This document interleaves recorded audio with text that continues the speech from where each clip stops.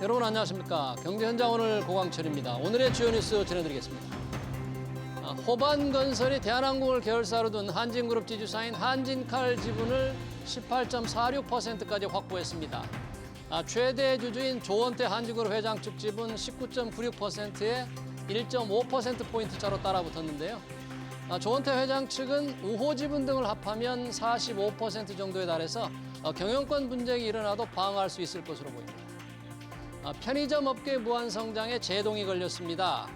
편의점 CU를 운영하는 BJF 리테일은 지난 1분기 매출이 3.2% 늘어나는 데 그쳤고 영업이익은 30.7% 줄었습니다. 라이벌 GS25도 매출은 2.2% 늘었고 영업이익은 34.6% 감소했습니다. 편의점 과밀화 영향으로 분석됩니다. 삼성전자가 갤럭시 S 시리즈 중 가장 얇은 갤럭시 S25 엣지를 공개했습니다.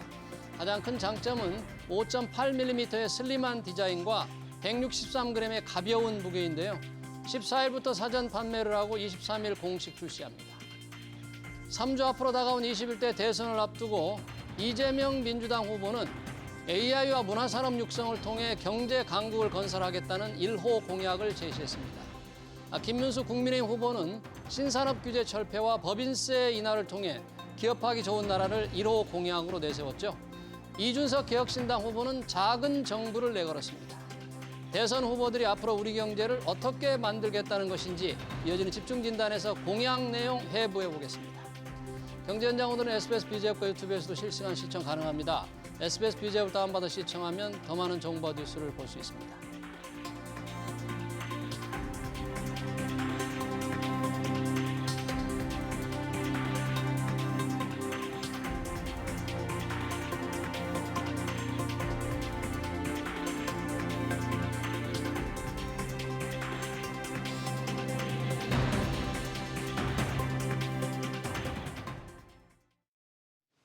네, 대선 후보들이 선관위에 공개한 10대 공약이 눈길을 끕니다. 이재명 민주당 후보는 정부 주도와 지원으로 AI와 문화산업을 일으켜 경제 강국을 만들겠다고 약속했습니다. 반면 김문수 국민의힘 후보는 규제 완화, 세율 인하 등을 통해 자유가 주도하는 성장으로 기업하기 좋은 나라를 만들겠다고 공약했죠. 목표는 비슷하지만 색깔은 다른 대선 후보들의 공약 토론해 보겠습니다. 홍경 인천대 경영학부 교수, 김용진 서강대 경영학부 교수 나오셨습니다. 어서 오세요. 네, 안녕하세요. 네. 대선이 딱 3주 남았습니다. 각자 마음을 정한 분도 있지만 후보들이 도대체 우리나라를 어떻게 만들 것인가 공약을 좀 보고 찍겠다는 분도 있을 것 같은데 이 공약 내용을 두 분과 잘 좀 따져보겠습니다. 우선 뭐 공약이 10대 공약이라고 하지만 굉장히 많습니다. 선관위에 올라온 게 다 읽기도 어렵고 또 자세하지도 않은데 굉장히 많아요. 두 분 어떻게 보셨는지 좀 뭐 공약의 특징이랄까 아니면 눈길을 끈 공약이랄까 네. 좀 꼽아주신다면 홍기영 교수님. 네, 물론 지금 여러 가지 이 급변하는 국제 정세에 반영하고 국가 사정들을 반영해서 내왔습니다만은 이 방향, 이 내용들은 거의 비슷한데 방향의 기본 방향에서는 약간의 차이점이 있지 않나 이렇게 생각을 합니다. 네. 특히 그 국가 첨단 산업을 좀 잘 일으켜서 경제를 잘 하겠다는 그런 내용도 있고 또 지역에 대한 그 이재명 이재명 후보는 뭐 지역사랑 상품권 이런 것들을 기존에 생각했던 거를 이번에 아주 구조화하고 싶었던 의무화까지 내놓는 이런 게 있는데 다만 국가가 주도해서 하는 그런 측면이 강한 어떤 그 성장 내지는 그 경제 정책을 밀고 있다 이렇게 이제 볼 수가 있고요. 이재명 후보는요. 네. 이에 반해서 김문수 후보는 기존에 있던 그 이 정책 기조를 그대로 이어온 면도 있는데 세금을 좀 법인세 같은 걸 내려주고 중산층들 또 상속세 이런 것도 좀 감해주고 이래서 민간 주도형 성장을 좀 강조하는 요번에 용어를 좀 약간 바뀌어서 자유주도 성장이라는 말을 사용을 했는데 자유주도 이런 방향에서 좀 더 민간이 스스로 개척해 나갈 부분을 해 나가면 자연스럽게 경제는 풀리지 않겠느냐 국가가 한다고 되지는 않지 않느냐 저희가 이제 자세하게 하나씩 따져볼 거기 때문에 그 정도 특징만 말씀해 주시고 드리도록 하겠습니다. 오늘 김용진 교수님 어떻습니까? 뭐 특징을 설명해 주셔도 되고 아니면 한두 개 재밌는 아주 눈길을 끄는 걸 얘기해 주셔도 되고. 네네. 실제로 이제 우리 홍 교수님 말씀하신 대로 이재명 후보는 국가 주도 또는 재정 기반의 이제 정책인데 최근에 전 세계적인 트렌드, 산업 정책이라고 하는 걸 안 하다가 네. 미국도 그렇고 독일도 그렇고 일본도 그렇고 다 지금 국가 주도의 산업 정책으로 가고 있어요. 네, 여기서 이제 이재명 후보가 얘기하는 이제 국민 펀드라고 하는 이제 하나의 수단을 더 제시한 거가 조금 차별하다 볼 수 있겠고 예. 여기 가장 중요한 게 아마 AI 고속도로하고 모두 AI 우리 전 국민에게 AI를 나눠주는 프로젝트를 하겠다라는 거. 네. 그리고 기업 지배 구조 개선을 통한 코스피 5천이라고 하는 뭐 계속 얘기를 했습니다만 워낙에 이제 기업 지배 구조가 오랫동안 이슈가 되었기 때문에 이 부분을 담았던 거고요. 예. 코스피 5천도 공약에 들어가 있나요? 네, 네. 경제 1번 공약이 들어가 있습니다. 네. 김문수 국민의힘 후보 같은 경우는 말씀하신 대로 자유주도 성장인데 이게 이제 보수의 전통적 아젠다거든요. 네. 약간 조금 제가 보기에는 최근에 굉장히 좋은 아젠다긴 하나 최근에 트렌드하고는 약간 좀 떨어진 듯한 느낌이 좀 있고 네. 거기에 이제 52시간제 워낙 많이 말이 됐잖아요. 52시간제를 개선하겠다. 근데 제가 되게 재밌게 봤던 거는 중산층 자산 증식을 위한 종합소득세 물가연동제라는 겁니다. 종소세 물가연동제. 네, 물가와 그 연동해서 네. 소득을 예를 들면 물가 너무 많이 오르면 세금을 좀 깎아주고 뭐 이런 네. 방식으로 하겠다는 것 같아요. 되게 재밌는 아이디어 같습니다. 네, 그 부분 이제 조금 이따가 한번 자세히 설명하기로 하고, 근데 두 후보가 비슷한 게 있더라고요. 아까 잠깐 김용진 교수님 말씀해 주셨지만 인공지능 AI 3대 강국을 만들겠다. 미국, 중국 다음에 대한민국, 코리아가 AI 3대 강국이 되겠다는 건데요. 김문수 후보도 AI 에너지 3대 강국이니까 똑같아요, 목표가. 그리고 보니까 뭐 돈도 100조가 둘 다 똑같이 들어가 있더라고요. 그걸 어떻게 보시면 이제 이 금액이 들어가니까 국민들이 갑자기 눈이 번쩍하죠. 100조. 물론 여기서 이제 예산으로 선진국 수준으로 올리겠다고 하는 것이 있었고 한편 100조는 이제 정부가 직접 투자한다는 건 아니었고 민간 투자를 통해서 100조를 하겠다는 얘기인데 예. 이 100조가 어마어마한 돈이죠. 이게 5년 동안 이제 100조일 거고 매년 20조인데 우리나라 R&D 국가가 총 쓰는 게 29조예요. 한 해 동안 총 쓰는 게 29조인데. 뭐 거기에 버금가는 것만큼을 그 민간 투자를 유도하겠다고 자기 또 예산 쓰겠다고 하는 건데 예. 민간이 뭐 그냥 올려 막 쓰는 건 아니죠. 막 쓰라고. 그래서 오히려 걱정을 하고 야 우리가 갈고자 하는 산업을 강제로 더 투자를 안 하면 큰일 나는 거 아니야? 뭐 이런 민간들이 이 기업들이 벌써 이거에 대한 오히려 부담감을 느끼는 경우도 있습니다. 하여튼 이러한 그 AI인데 그다음에 김문수 쪽에 뭐냐면은 후보는 야 우리가 이러한 것이 투자는 자유로 하고 다만 그러한 그 인력을 10만 명 이상을 창출하겠다. 인력을 양성하겠다. 그다음에 유니콘 산업을 우리가 지원을 하겠다. 정부는 어디까지는 지원하는 거거든요. 지원을 해주겠다. 이런 측면에서 보면 투자의 방점을 금액을 투자하고 돈을 쓰겠다는 방점을 둔 것이 이재명 후보라면은 이 김문수 후보는 지원해주는. 민간을 하고자 하는 데를 AI를 적극 지원하고 규제를 풀고 이렇게 이제 하겠다는 것이 강조가 된 방점이다 이렇게 볼 수가 있겠습니다. 네, 여튼 뭐 AI 3대 강국을 만든다니까 상당히 장밋빛 청사진인데 그래서 100조 원의 민관, 정부와 민간이 함께 지금 100조를 다 같이 펀드를 만든다는 거죠. 양쪽 다 똑같이 100조를 담았어요. 뭐 계산이나 제대로 뭐 100조를 하고 했는지 아니면 남이 100조 하니까 자기도 100조 한 건지 잘 모르겠습니다. 원래 이제 이재명 후보가 경선 때 AI 100조 얘기를 했지 않습니까? 여기 이제 여기서 얘기한 100조는 사실 민간 투자를 얘기하는 거고 민간이 민간의 투자고 순수하게 민간의 투자입니다. 100조는. 그런데 이제 이번 공약에서는 예산도 증액을 하겠다라고 했어요.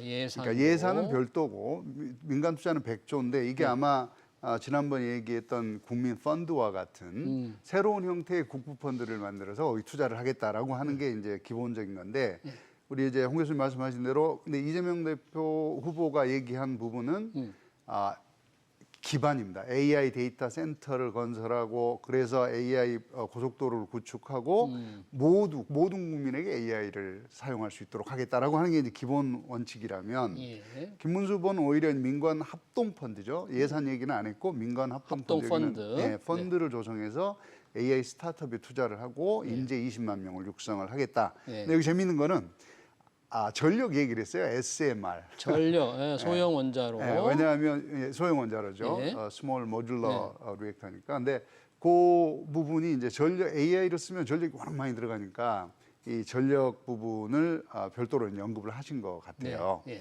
근데 이제 이 부분은 지금 우리 이재명 후보 쪽에서는 딱 크게 부각은 하지는 않은 것 같습니다. 이 AI 3대 강국이 되려면 투자 규모도 중요하지만 어떤 식으로 AI를 발전시키겠다. 이게 뭐 스타트업이냐 아니면 첨단 기업을 주로 하느냐 또 인재는 어떻게 육성하느냐 아주 기술적으로 중요한 일들이 너무 많은데 그것까지 다 얘기할 수는 없고요. 워낙에 공약이 많아서 뭐 비슷한 공약을 얘기했고요. 이번에는 좀 서로 조금 차별화되는 색깔이 조금씩 다르게 나타난 공약을 한번 보겠습니다. 우선 노동 관련 제도 봅니다. 이재명 후보는 노란봉투법 파업에 대해서 손해배상에 대해서 제한을 하는 거죠. 노동조합법 2, 3조입니다. 이걸 약속했고요. 또 주 4.5일제를 지원하겠다고 했습니다. 정부가. 야, 이건 상당히 앞으로 기업들과 상당히 많은 이제 갈등이 예상되는데 혹시 어떻게 보십니까? 이재명 후보의 이것과 김문수 후보의 또 이 노동 정책도 있잖아요. 52시간 예외. 김문수 후보는 기본적으로 현장에서의 노동 유연성을 강조하는 그런 측면이 있습니다. 그래서 기존에 뭐 법 테두리 52시간이라는 테두리를 갖고 있지만 그거를 좀 더 유연하고 그 산업별로 좀 더 획일적으로 적용하지 않고 할 수 있는 그런 노동에 대한 유연성을 좀 확보하고자 하는데 그래서 민간 주도에서 성장을 유도하고 그것이 궁극적으로 노동자, 근로자들의 복지를 향상하는 데 더 좋고 국가 경제에 도움이 된다고 보는 거거든요. 그런데 그거보다는 지금 이재명 후보는 직접적으로 이게 그 우리가 노란봉투법이 뭐냐 보면은 이 파업을 해도 파업에 되면 이제 손해가 볼 거 아닙니까? 회사가 그거에 대한 책임감을 감해 주는 거죠 노동자들에게. 그렇게 하고 또 하청이나 이런 이 기업들이 있는데 그런 사람들도 사실상 일을 하고 같이 하게 되면 그 사람이 노동권 해서 그 노조 활동을 할 수 있게끔 하는 그런 아주 이 넓은 개념으로 이제 확대를 해 나감으로써 경영자들이 상당히 부담되는 그런 것들을 이제 하고 거기다가 또 4.5시간, 5일만 일을 하겠다. 이것도 이제 공약이고 더 나가서 궁극적으로 4일만 일하도록 하겠다 하니까 일주일 중에서 이제 하루가 그 근로 시간이 이제 줄어들게 되지 않습니까? 그런 거에 대한 어떤 이 경영자들의 국제 경쟁 약화, 그러면 궁극적으로 기업이 어려우면 근로자에게 어려워지는 문제. 그다음에 포괄 임금제라고 그래서 일반적으로 돈을 계산할 때 일정한 초과 근무까지 합해서 돈을 줘왔던 거를 노사 합의로 그렇게 하는 거 계약을 하는 거죠. 이재명 후보는 그거를 이제 금지하겠다. 그런 거죠. 이렇게 이제 오니까 결국은 노동자들에게는 근로자에게는 바로 직접적으로 단기적으로 도움이 되는 것 같이 들리지만 기업 입장에서는 중장기적으로 기업 경영에 지속 경영에 지장을 준다. 결국은 그렇게 되면 근로자들에게 피해를 가고 국가 경제에 악영향을 미친다는 데 대해서 지금 신중한 모두가 있다. 이렇게 여러 가지 노사 문제만 노동 문제만 제도가 많은데 지금 많은 말씀을 해주셨어요. 포괄임금제 문제라든지 주 4.5일제, 노란봉투법 그래서 얘기해 주시는데 혹시 김영진 교수님 그 부분에 대해서 조금 제가 이제 그 말씀 우리 홍 교수님 말씀하신 거는 굉장히 현장에서 많이 나온 얘기입니다. 특히 현장에서? 이제 주 52시간제를 좀 유연하게 개선해달라고 요구하는 거 많이 나온 얘기고요. 그 부분은 지금 시도를 하고 있었던 걸로 알고 있고요. 이재명 후보 측에서는 이재명 후보 측에서 시도하고 있었던 걸 알고 있었고, 근데 이제 핵심은 이거예요. 우리가 OECD 국가 중에서 여전히 근무 시간이 노동 시간이 한 5위권 아닙니다. 이 굉장히 안 좋은 현상이거든요. 얼마 전에 제가 그 딥시크라고 하는 중국의 새로운 그 첨단 AI 회사의 인터뷰를 봤는데 자기네들은 8시간 이상 일을 안 한다는 거예요. 그거 왜 더 이상 해야 되는 거냐? 8시간 이상 일을 안 했다고? 안 한다. 그러고도 딥시크 충격을 일주일에 4일 한다. 뭐 이런 얘기를 하면서 일을 오래 한다고 잘하는 건 아니다. 특히 이제 AI가 중심이 되는 지금의 사회에서는 사람들의 창의력과 생산성이 가장 중요한 이슈이다. 그래서 사실 이재명 후보가 지난번에 그런 얘기를 했어요. 인터뷰에서 노동 환경 개선이 생산성 향상의 가장 중요한 요소다라고 얘기를 했습니다. 예. 저는 사실 그 부분이 이번 이제 4.5일제 그리고 노란봉투 뭐 근로자의 기본적 권리를 보장하고 네. 근로 시간을 줄이는 그래서 조금 더 생산성을 향상시키는 방향으로 가겠다라는 거. 그게 이제 AI를 내세우는 가장 중요한 이유가 되는 노동 환경을 거고요. 바꾼다 그런 거죠. 그렇습니다. 오. 그래서 이제 김문수 후보의 얘기는 워낙 현장에서 지금 현재 산업 구조에서는 52시간권 지금 현재 같은 그 엄격한 제도상에서는 안 된다. 그러니 분야별로 조금 유연화를 하자라고 이제 말씀하신 건데 이 부분 제가 보기엔 충분히 합의가 될 것 같아요. 아, 그래요? 예, 예. 네. 어쨌든 이건 필요한 일이기도 하고 예. 하지만 더 중요한 건 정말 우리가 AI라고 하는 툴을 제대로 썼을 때 노동이 어떻게 산업이 어떻게 경제가 어떻게 바뀌느냐에 대한 통찰과 네. 그것에 대한 어떤 방향성도 있어야 한다라는 측면에서 보면 이 부분은 조금 부족하다고 봐야죠. 네, 그러네요. 민주당에서는 다시 한번 주 4.5일제 그리고 포괄임금제를 금지하자는 주장을 공약을 지금 내세우고 있는 겁니다. 이 부분에 관한 얘기를 했고요. 워낙 많으니까 노동 문제 뭐 더 이상 얘기하기도 조금 그러네요. 여러 가지 지금 지역 중소상인들을 위한 것도 있고 에너지 정책도 있는데 또 결혼과 육아 부담을 덜어주기 위한 방안도 상당히 주목되는 게 있습니다. 이재명 후보는 아동수당 지급 대상을 18살까지 확대하자 이런 주장을 했고요. 김영진 교수님께 이 부분은 먼저 한번 어떻습니까? 이 아동수당 지급을 18살까지 늘리자는 거는 국가 재정이 참 많이 들어갈 것 같은데 어떻게 보세요? 생애 주기별 소득 보장 체계다 뭐 이렇게 얘기를 했더라고요. 보니까. 근데 이게 아마 한 추계를 해보면 한 8조쯤 더 들어갈 것 같아요. 매년 예산이. 좀. 예, 네. 예. 그러니까 굉장히 많은 예산이 들어가는 건데 네. 기존의 수당들을 통합을 하고 예. 효율화를 하면 뭐 가능하지 않겠느냐라는 얘기를 하고 있습니다. 근데 이제 이거를 한번 고민을 해봐야 될 이슈는 요번에 우리 후보들 공약 중에서 사실은 지역 이슈나 예. 또는 인구 감소 이슈를 직접적으로 다루는 공약이 별로 없습니다. 인구 감소 문제를 네, 인구 감소 지금 우리 지역 심각하거든요. 소멸이라든지 지역 그런 게. 소멸이라든지. 예. 그래서 이 부분을 뭐 우리가 8조쯤 연간 써도 되는 거 아닌가? 지금 예컨대 우리가 지금 출생률을 네. 출산율을 한 1.5 정도로 높이려면 돈이 얼마나 들어갈까? 8조 갖고는 턱도 없는 얘기거든요. 지금 현재 상태에서 우리 고민을 해보면. 그래서 이거 정도 갖고 이게 되겠나?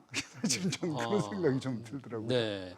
지역 소멸, 인구 감소 이런 심각한 사회적 현상을 우려한다면 뭔가 재정을 좀 들여서라도 해야 되니까 아동수당 18세까지 확대하는 부분 필요하지 않느냐, 재정을 감당할 만하지 않느냐. 우리나라 예산이 지금 673조입니다 올해. 예. 네, 거기에 지금 그 열심히 뭐 현 정부 지금 윤석열 정부 들어서도 예산을 거의 2~3%뿐이 안 늘렸죠. 그 전 정부는 3년간 연속 9% 이상을 올리고도 해왔던 400조 밑에서 시작해서 660조 정도까지 올렸고 갔었습니다. 전 정부가 5년 문재인 정부나 윤석열 정부는 이제 650, 673 요 정도에서만 올리는 돈에서 지금 현재 세금이 잘 거치지 않고 있고요. 부채를 전 정부 문재인 정부 때 엄청 올렸다고 지금 면 100조씩 평균 올렸다고 이제 그런 지적을 했는데도 자기도 70~80조씩 올렸다는 거죠. 이 정부에서 현 정부죠, 윤석열 정부도요. 사이에 네. 많이 늘렸네요, 부채가. 그게 왜냐하면 세금이 안 거친 거예요. 세금이 안 거치니까. 여러 가지 지금 뭐 기업 경영이 안 좋고 하다 보니까. 그런데 지금 8조라는 게 우리나라의 지금 국방 예산이 60조뿐이 안 되고 있습니다. SOC 지출액이 25조입니다. 예. 길 내고 뭐 하는데도 25조 안 쓰는데 8조가 아무것도 아닌 게 아니에요. 그리고 어마어마한 지금 돈이다. 정부 지출을 아무리 조정한다고 지금 현재 그 이재명 후보도 뭐라고 하냐면 맨 밑에 줄 10개 중에서 한 줄만 했어요. 재정 조달이라는 게 한 줄만 딱 썼는데 뭐라고 썼느냐? 정부 지출 조정과 앞으로 정부가 5년 동안 평균 늘면 느는 만큼만 갖고 쓰겠다고 그런 거예요. 그러면은 아직 그 돈은 아무리 해봐도 과거로 보면 아무리 최대도 9%뿐이 안 되는 거고 그거를 하면 보통 2, 3%뿐이 안 되는 상황에서는 재원 조달이 될 수가 없고 8조를 마련할 수가 없어요. 재원 조달 문제 모든 그렇죠. 공약에는 재원 조달 방안을 명시해서 선관위에 내야 되는데 그 부분이 좀 명시적으로 잘 안 돼 있다는 안 돼 거지. 있고요. 그래서 다른 것도 많은데 아동수당만도 8조 한 3천억 나온다는 얘기인데 다른 것도 뭐 이게 그 약속한 건 무지 많아요. 그러니까 이게 지금 제일 문제는 뭐 여러 가지 이렇게 선사같이 계속 국민들에게 해주는 건 좋지만 보편적으로 이것도 보편적으로 해주겠다고 그랬어요. 맞아요. 뭐 선별적으로 아동 부자는 덜하고 그런 것도 아닌 것 같아요. 그러면은 이게 재정이 감당하지 않고 지출 중심의 공약이 될 확률이 크다. 네. 그런 게 우려되는 것입니다. 재정 문제를 좀 참고로 네. 이 민주당만 예산이 없는 게 아니고요. 네. 국민의힘은 거의 없어요. 거기 그냥 거기도 재원 조달 명시한 정부 게 예산과 없죠. 지역 예산 이렇게 돼 있어요. 재원 조달은 뭐 아예 민주당만 이번에는 둘 다 아무 생각 없는 거죠. 예산에 대해서. 네, 그러니까 국민들이 공약을 봐도 도대체 이 공약을 이행하는데 돈이 얼마 들어가는지 좀 구체화해야 되는데 그런 게 없단 말이죠. 네. 국민의힘도 자세한 게 없이 그냥 국민의 이제 물론 이제 제가 아까 설명 조금 드리겠는데 국민의힘도 마찬가지예요.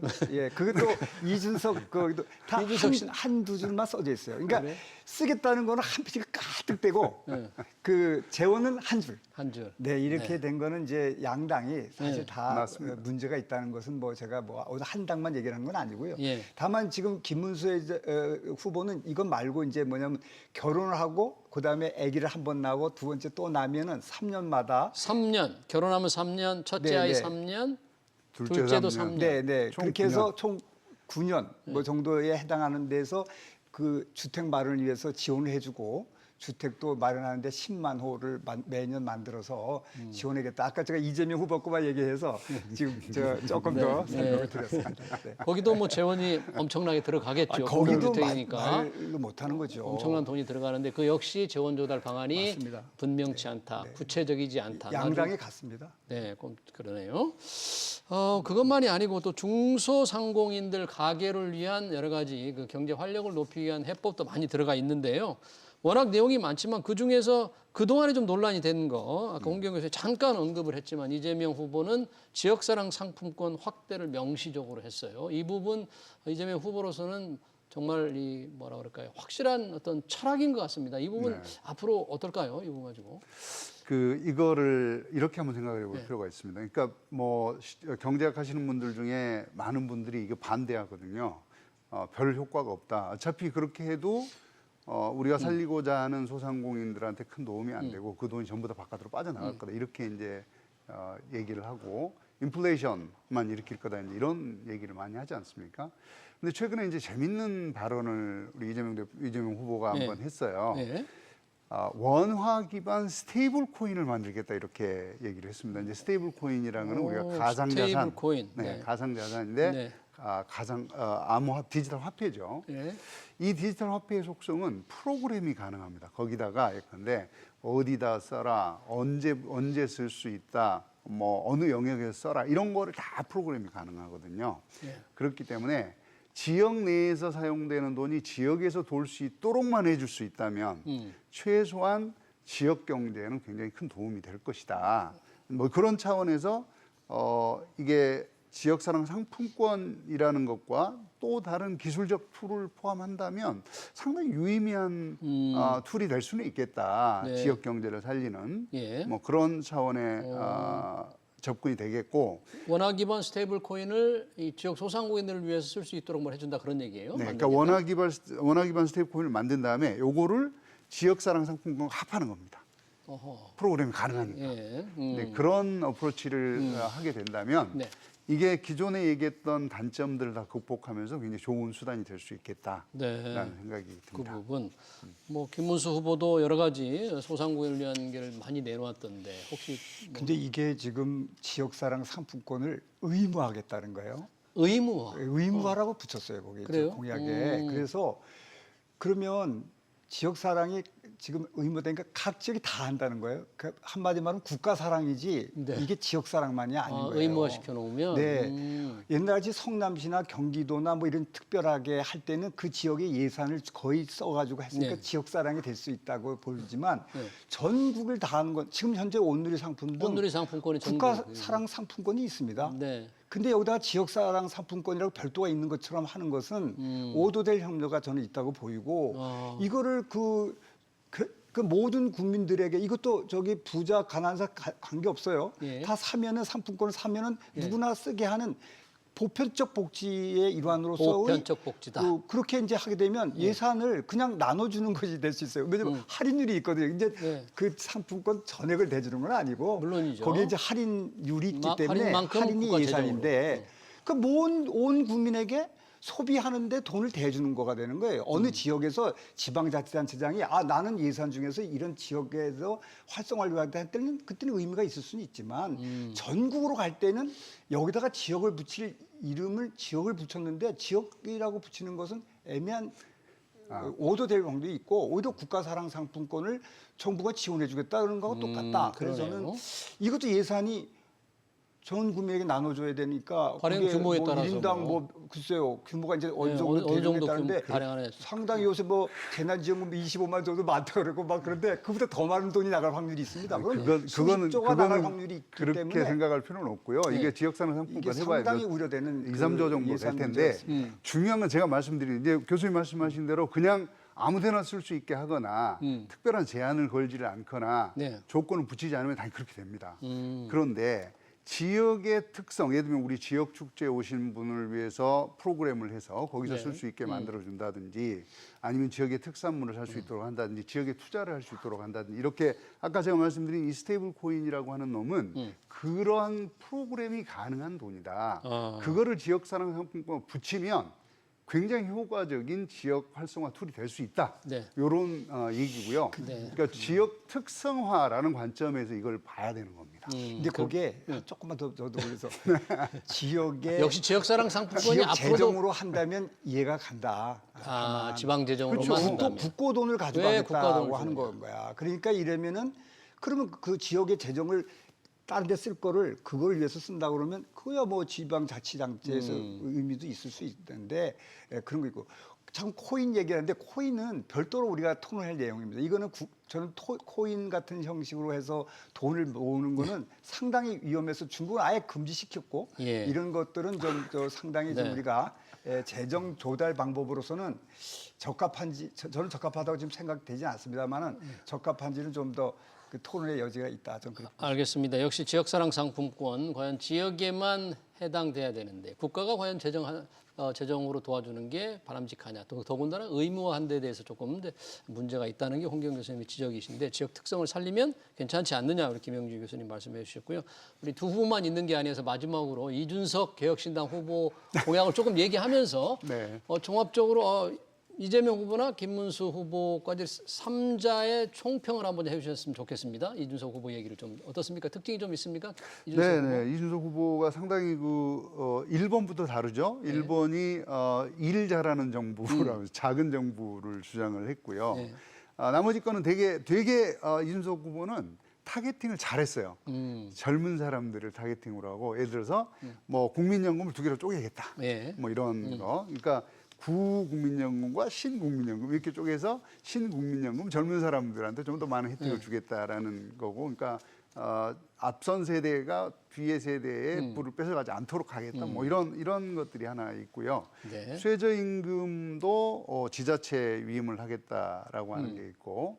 그리고 법인세의 경우도 일부를 떼서 지자체가 사용할 수 있도록 하겠다. 뭐 이런 거는 사실은 지역 특성화라든지 지역의 기업 유치라든지 이런 데 이제 도움이 네. 되는 정책이겠죠. 네, 상당히 좀 색깔이 있고 뭐 40살밖에 안 됐으니까 뭐 청년의 열기가 좀 이 공약에 많이 잘 들어가 있는 것 같아요. 혹시 다른 제가 특징이 딱 보면 그 정부는 세금과 그 규제로 이제 다 이렇게 정책을 피는 건데 이재명 정부는 2번.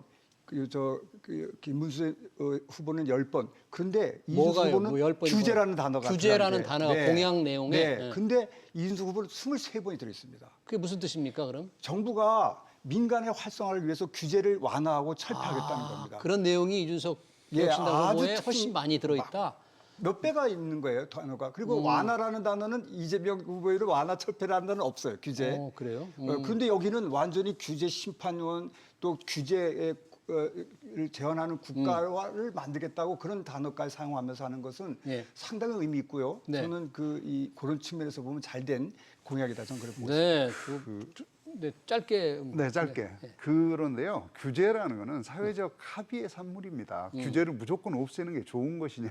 이건 아니고요. 알겠습니다. 어떤 규제가 좋은 규제고 나쁜 규제를 선별해서 그 나쁜 규제를 없애는 게 중요한 것이죠. 알겠습니다. 여튼 이준석 개혁신당 후보의 공약이 두 분이 아까 이재명, 김문수 후보에 들은 열심히 조금 의견이 조금 달랐습니다만 두 분이 상당히 괜찮게 평가를 했네요.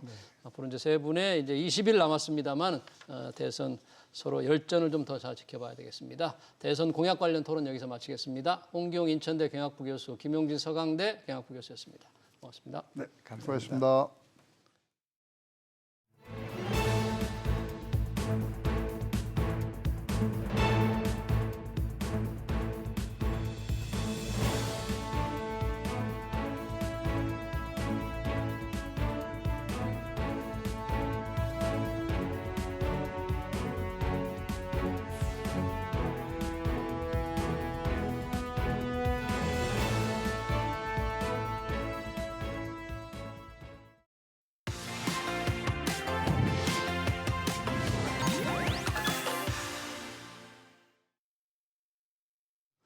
네, 6.3 대선 이후 부동산 시장은 어디로 향할까요? 후보들이 내놓은 부동산 관련 공약은 부동산 시장에 어떤 영향을 미칠까요? 내 집을 마련하려는 실수요자나 투자자 모두 촉각을 곤두세우고 있는데요. 이광수 아리리서치 광순회 복덕방 대표 모시고 부동산 공약과 시장 전망 들어보겠습니다. 어서 오십시오. 안녕하세요. 3주밖에 안 남았는데요. 이 공약 저희가 토론했습니다만 부동산 시장 이거 어떻게 바뀔지 지금 관심이 많습니다. 최근 토지거래 허가지가 확대 지정된 이후에 약간 집값에 뭐 좀 변화가 있는 듯도 한데 거래는 많이 줄었다는데 네, 어떻습니까? 일단 서울의 아파트 시장의 가장 큰 변화는 거래량이 빠르게 감소하고 있습니다. 거래량. 그래서 3월에 말씀하신 것처럼 토제가 해제된 다음에 거래량이 거의 1만 건 정도 거래됐었거든요. 예. 그러다가 4월에는 5천 건 정도로 감소할 가능성이 커 보이고요. 그러면 거래량이 거의 반토막 나는 거죠. 그런데 이런 거래량 감소 추세는 조금 더 계속 이어질 가능성이 높다는 그런 판단입니다. 네, 가격은 어떻습니까? 거래량이 줄어들면서 가격의 상승폭도 둔화되고 있어요. 그런데 그 이유를 저희가 살펴볼 필요가 있는데 네. 가격이 오르는 이유는 네. 수요가 줄어드는데도 가격이 오르는 이유는 공급도 그만큼 줄기 때문이거든요. 공급도 준다. 그렇죠. 그러니까 가격이 오르는 거죠. 예. 근데 이 공급이 뭐냐면 예. 매도 물량이죠.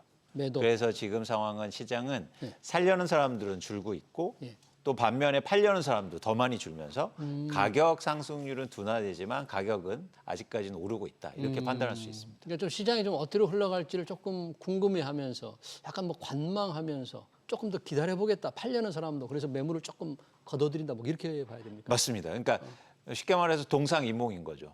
살려는 사람들은 좀 더 기다리기 시작했고 예. 반면에 팔려는 사람들도 더 오를 거야. 이 가격은 안 팔고 싶어 하면서 이제는 더 관망하는 그런 상황이라고 저희가 판단할 수 있습니다. 네, 그런 시장이 이제 과연 어떻게 바뀔지 물론 부동산 정책으로 시장이 그렇게 확 바뀔지 안 말지 모르겠습니다만 그래도 저희가 이제 정부가 과연 어떤 정부가 설지는 모르겠는데요. 지금 현재 이재명 민주당 후보, 김문수 국민의힘 후보의 공약이 보니까 김문수 후보의 부동산 관련 공약은 좀 많이 있는 편이고요. 이재명 후보는 그렇게 많지는 않더라고요. 네. 그런데 김문수 후보는 민간 공급 확대를 조금 강조를 했고 네. 또 이재명 후보는 공공임대주택 확대를 조금 강조를 했던데 네. 어떻게 평가를 해보셨어요? 일단 두 후보의 공통점은 있습니다. 네. 뭐냐면 공급을 확대시켜서 결국 시장을 안정화시키겠다. 공급 그리고 확대로? 집을 필요한 분들한테 집을 아파트를 공급해주겠다. 사실 이런 공통점이 있는데요. 네. 그 방법에 이제 미세한 차이가 있는 거죠. 뭐냐면 예를 들어서 이재명 후보는 공공주택을 많이 공급시켜서 그런 공급 확대에 공공주택이 있는 반면에 예. 김문수 후보는 민간 쪽의 규제를 완화해줘서 민간 쪽에서 공급을 하도록 그렇게 시장을 움직이겠다 이런 거죠. 예. 근데 두 후보의 부동산 정책은 제가 볼 때 이제는 말씀드린 것처럼 공급에 초점을 맞춰져 있는데 공급에. 공급은 단기간 내에 어떤 이루어질 수 없는 부분이 있잖아요. 그렇죠. 집을 뭐 성냥갑처럼 누가 말대로 바로 지을 수 있는 게 아니니까. 그렇습니다. 예전처럼 뭐 빵 비율은 누군가 빵이죠. 했었는데 네. 그것처럼 사실은 금방 만들 수 있는 부분이 아니기 때문에 그러니까 이런 공약을 보면은 저는 그걸 여야를 막론하고 그리고 김문수 후보나 이재명 후보 두 분 다 두 뭐 캠프 다 부동산 정책에 대해서 조금 조심스러운 게 아닌가? 조심스럽다. 그렇죠. 어. 뭔가 이렇게 특별한 정책이라든지 예. 시장을 바꿀 수 있는 만한 정책을 내기에는 음. 쉽게 말해서 욕을 먹을까 봐 예. 어떤 정책을 조심스러운 내면. 측면이 있지 않을까 그런 판단을 좀 하고 있습니다. 그러려면 뭐 부동산 정책의 이제 목적을 조금 분명히 해야 될 텐데 각 후보들이 자기들이 생각하는 부동산 정책의 목적이 뭘까? 시장을 안정시키는 거냐 아니면 뭐냐 이거에 따라 다를 것 같아요. 부동산 시장의 목적이 어디에 있어야 돼요? 그러니까 일반적으로 정치권에서 얘기하는 부동산 시장의 목적은 네. 집이 필요한 사람들한테 공급을 해주겠다. 사실 이게 정책의 일관적인 목표거든요. 예. 근데 시장 측면에서 볼 때 이게 굉장히 어려운 목표예요. 공급해주겠다는. 네, 근데 이 공급이라는 게 뭐냐면 주택을 마음껏 막 질 수도 없는 문제고요. 예. 단기간에 걸쳐서 쉽게 말해서 땅이 없지 않습니까? 그렇죠. 그리고 또 하나 뭐냐면 그러려면 가격이 오를 수밖에 없습니다. 예를 들어서 주요한 지역에 공급을 하려면 하려면. 비싼 땅을 사거나 예. 아니면 재건축을 해서 공급을 해야 되는데 그러면은 그 아파트의 단위당 가격이 굉장히 비싸잖아요. 예. 근데 지금 시장에서 필요로 하는 주택 공급은 예를 들어서 말하고 있는 뭐 청년이라든가 아니면 무주택자분들이라든가 신혼부부라든가 그분들이 원하는 아파트는 그냥 아파트가 아니고 내가 살 수 있는 아파트잖아요. 네. 그런 살 수 있는 아파트를 공급하기에는 굉장히 어려운 지금 시장의 조건이지 않느냐라고 예. 보는 겁니다. 그러네요. 그래서 공급. 공약이라든가 어쨌든 이런 정책의 목표가 쉽게 달성되기에는 좀 어렵지 않을까? 예.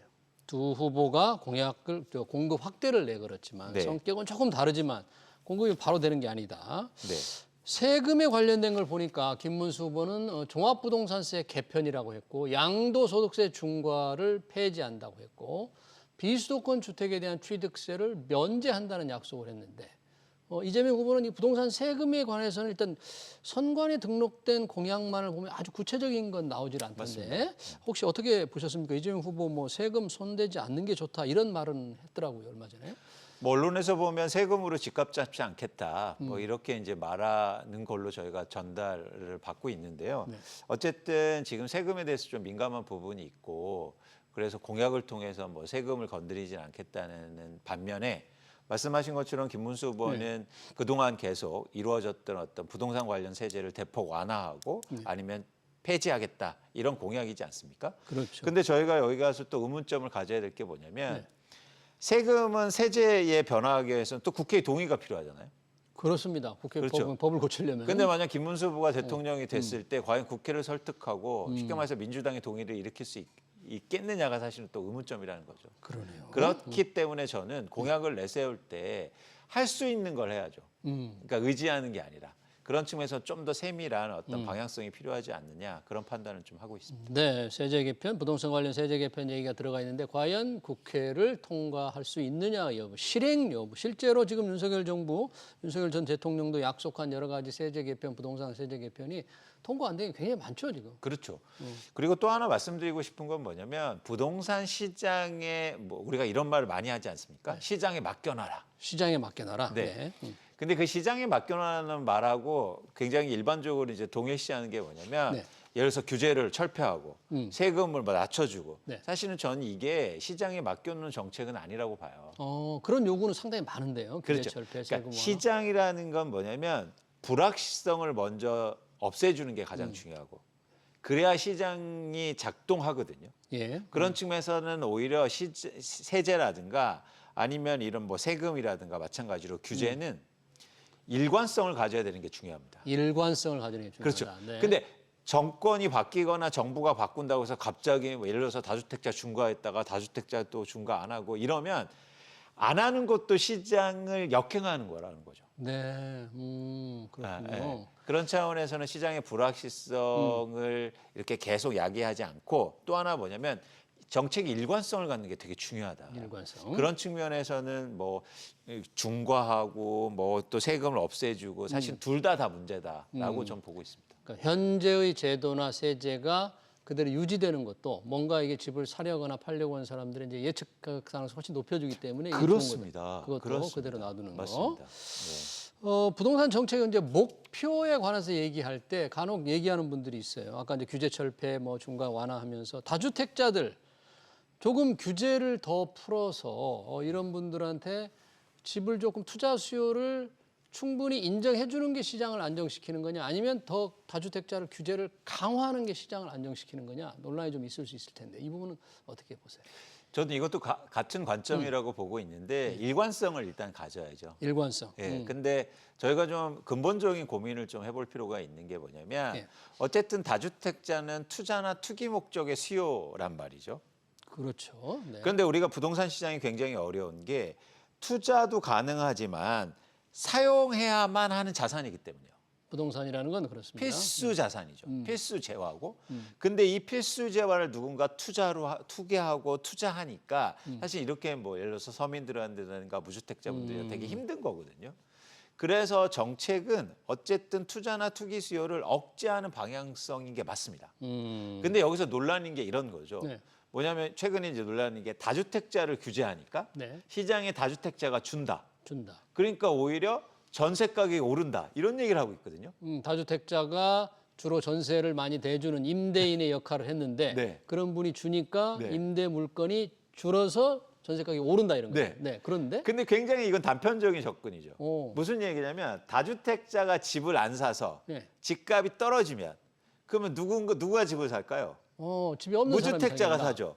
그럼 임대차 시장에 공급도 없어지지만 예. 수요도 줄잖아요. 임대차 집을 사게 되니까. 그쵸. 네. 이 얘기를 안 하고 있어요.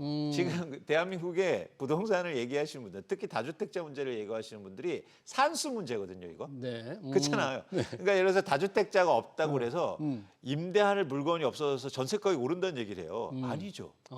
예를 들어서 다주택자가 줄어서 집값이 안정되면 무주택자가 그 집을 살 거 아닙니까? 그럼 임대차 시장에 임대 수요가 줄 거잖아요. 그러면 당연히 전세 가격이 안정이 안정이 거죠. 될 수 있다. 그러니까 다주택자를 규제하는 게 반드시 전월세 가격을 올리는 요인은 아니다. 그런 거죠? 절대 아닙니다. 절대 또 하나 아니다. 말씀드리고 싶은 건 뭐냐면 다주택자를 규제하니까 똘똘한 채 투자로 몰린다는 거예요. 몰린다. 그런 얘기 많이 합니다. 그렇습니다. 실제 뭐 강남 집값 오르는 거 다 그런 그럼 현상. 반대로 얘기해 볼게요. 그럼 다주택자를 풀어줍니다. 네. 그럼 예를 들어서 강북구의 집값이 폭등할 건데 그건 좋은 겁니까? 다주택자들이 곳곳에 또 집을 사면 그 그렇습니다. 집값이 오른다. 그렇죠. 네. 그러니까 저희가 이 다주택자 문제는 원칙론으로 접근해서 자, 어떻게 네. 부동산은 필수 재화니까 네. 사실은 과도한 투자나 투기 소비를 억제하는 게 맞습니다. 정책은 맞다. 그쵸. 과도한 게. 그런데 이제는 그런 일시적인 변동성이나 이런 것들을 어떻게 잘 흡수하느냐가 시장에서 중요한 거지. 네. 그렇게 막 예를 들어서 다주택자 규제하니까 전세 물건 줄어요. 오히려 세입자나 임차인들한테 힘든 과정이야. 이건 아니다. 네. 잘못 지금 알고 있다라는 네. 말씀을 드리는 겁니다. 그러니까 적절하게 다주택자를 적절하게 규제한다는 것, 시장의 생태계를 파괴하지 않으면서 적절하게 규제한다는 그 자체가 너무 어렵기 때문에 정책이 늘 과잉이 되거나 과소화돼서 시장이 더 충격을 주곤 했던 건 아닐까요? 맞습니다. 그래서 정책을 잘 만들어야죠. 저희가 세금 내고 월급 주는 이유가 뭡니까? 공무원들한테. 어려운 일 하라고 하는 거잖아요. 예. 근데 어려워서 그거는 저희가 용서해 드릴게요. 라는 아니지 않습니까? 예. 그렇기 때문에 어려운 일이기 때문에 열심히 해라, 잘 해라. 그렇게 저희가 주문해야지 예. 어려운 일이니까 하지 마라고 하는 건 아니라는 거죠. 다주택자를 적절하게 규제해서 누군가는 자기 집을 조금 더 많이 가질 수 있는 사회. 그게 사실은 자기 맞습니다. 집을 그렇죠. 자가 점유를 네. 그렇죠. 그러니까 자기 집에 사는 비율, 예. 스스로 거주하는 사람들의 비율, 그리고 주택 수를 늘리는 게 대한민국에서는 굉장히 중요해요. 네. 예를 들어서 서울의 아파트 중에서 예. 무려 52%는 주택을 보유하고 있는데 그 집에 거주하지 않습니다. 가지고 있는데 투자로 왜? 갖고 있다는 투자로. 거예요. 그러니까 무슨 얘기냐면 엄청나게 많은 사람들이 투자로 사고 파니까 예. 이렇게 변동성이 커진 거라고요. 근데 예를 들어서 내가 내 집에 스스로 거주하고 있다면 네. 집값이 많이 떨어지거나 많이 오른다고 해서 그 집을 팔거나 이러지 않지 않습니까? 그러면 그 거주 자가 점유율인데 자기 산 집에서 자기가 사는 비율을 좀 높였으면 좋겠는데 그게 좀 쉽지 않았기 때문에 아까 서울 같은 경우는 뭐 50%가 안 됐던 거잖아요. 그런 방법이 세금이라든지 뭐 이런 거 외에는 또 없잖아요. 그러니까 그동안 저는 그 방법이 잘못됐다고 보는 거예요. 그거를 자가점유율을 올리기 위해서 어떤 방법을 썼냐면 예. 다주택자를 세금으로 규제했습니다. 규제했다. 예. 근데 이렇게 되니까 어떻게 했냐면 과도한 규제를 하니까 쉽게 말해서 나그네 옷 벗기기가 된 거예요. 나그네 옷을 햇볕을 비춰서 벗겨야 되는데 바람을 막 분 거죠. 예. 그러니까 더 여민 거거든요. 그래서 오히려 시장의 부작용이 커졌다. 저는 사실은 경제 정책의 핵심은 네. 규제를 통해서 사람들을 움직이는 게 아니라 예. 인센티브를 통해서 움직여야 된다고 보고 있습니다. 예. 그래서 미는 게 아니라 끌어야죠. 음. 그래서 쉽게 말해서 내 집에 사는 사람들 그리고 그런 거주자들의 인센티브를 올리면 내 집에 사는 사람들. 그렇죠. 네. 자연스럽게 사람들은 내가 거주하는 집을 사고 그리고 유통이 일어날 겁니다.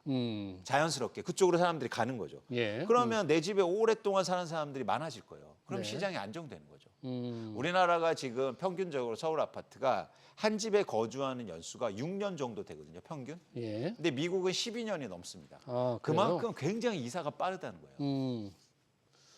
네. 참 이게 쉽지 않은 정책에 우리가 그 비싼 세금을 내고 공무원들의 월급 주는 게 어려운 일을 하라는 거다 그런 얘기인데요.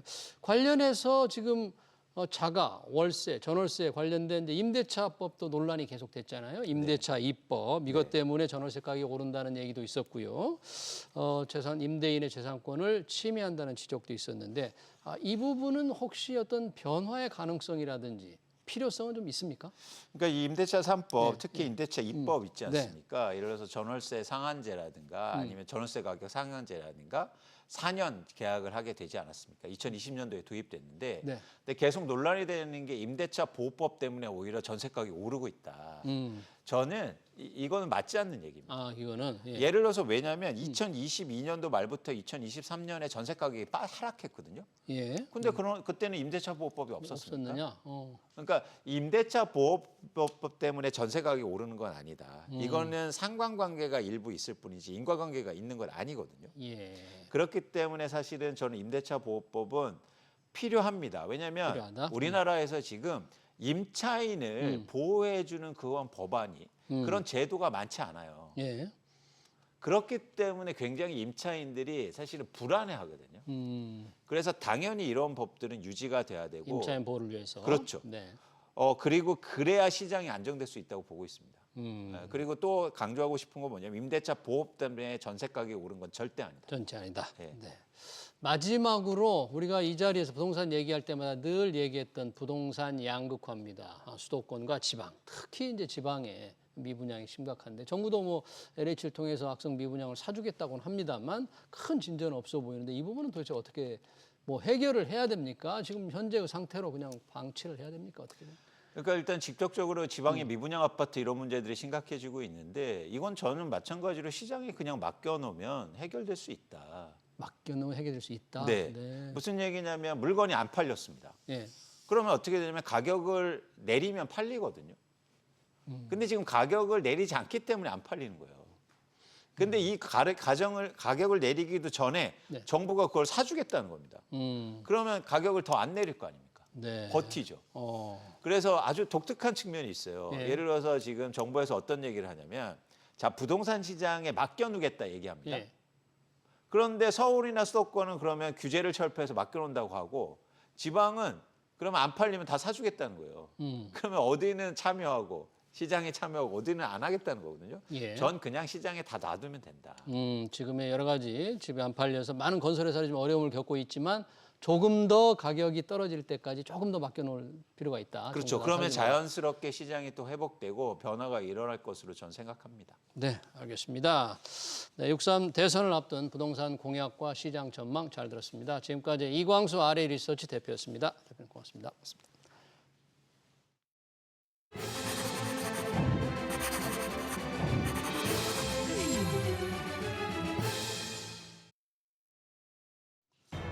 대선 후보들이 10대 공약을 발표했습니다. 자세한 내용은 선관위 홈페이지에 실려 있는데요. 화려한 내용들이죠. AI 3대 강국 도약, 민관 합동 펀드 100조 원 조성, 코로나 대출금 탕감, 법인세와 상속세율 인하. 문제는 재원입니다. 매년 100조 원 가까운 빚을 내야만 나라를 꾸려갈 형편인데 상상 초월할 돈을 퍼주겠다는 약속을 내세우고 있는데요. 시청자들 바쁘시겠지만 선관위 홈페이지에서 공약 한번 읽어보시고 세금이 얼마나 더 들어가야 하는지 생각하는 기회를 가졌으면 합니다. SBS BG 경제 현장을 여기서 마치겠습니다. 시청해주신 여러분 고맙습니다.